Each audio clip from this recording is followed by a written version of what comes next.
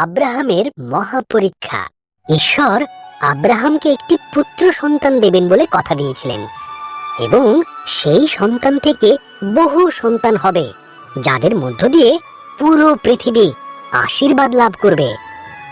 কিন্তু আব্রাহাম আর তার স্ত্রী সারার সন্তান জন্ম দেবার জন্য অনেক বয়স হয়ে গিয়েছিল। 20 বছর কেটে গেল। আব্রাহাম এখনো ঈশ্বরের প্রতি স্থির বিশ্বাস রেখে চলেছে। তার যখন 100 বছর আর সারার 90 বছর বয়স, ঈশ্বর তার দেওয়া কথা তাদের মনে করালেন। সারা সন্তান সম্ভবা হলো। তাদের সন্তান যখন জন্মালো, সারা এত খুশি হলো যে আনন্দে হেসে ফেলল। আমার এই হাসি ঈশ্বরের দেওয়া, সে বলল। সুতরাং তারা তাদের সন্তানের নাম দিল ইসহাক, যার মানে সে হাসে। ইসহাক যখন বালক, ঈশ্বর আব্রাহামের মহা পরীক্ষা নেবার জন্য তাকে মরিয়া পর্বতে নিয়ে গিয়ে ঈশ্বরের নামে বলিদান দিতে বললেন।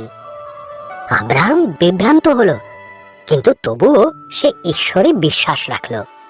ইসহাক কাঠের গোছা বইল, আর আব্রাহাম নিল ছুরি আর মশাল।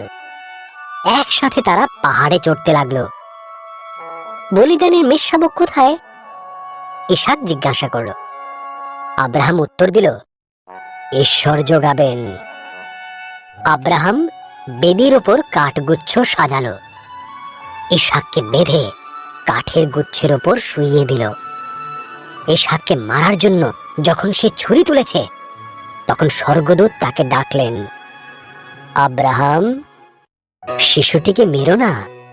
স্বর্গদূত বললেন, ঈশ্বর জানেন তার প্রতিজ্ঞাকে তুমি বিশ্বাস করো। ওই দেখো, ঝোপের মধ্যে একটি মেষ শিং আটকে ছটফট করছে, ওকেই ঈশ্বরের নামে উৎসর্গ করো। আব্রাহাম তার ছেলের পরিবর্তে মেষটিকে ঈশ্বরের উদ্দেশ্যে উৎসর্গ করল।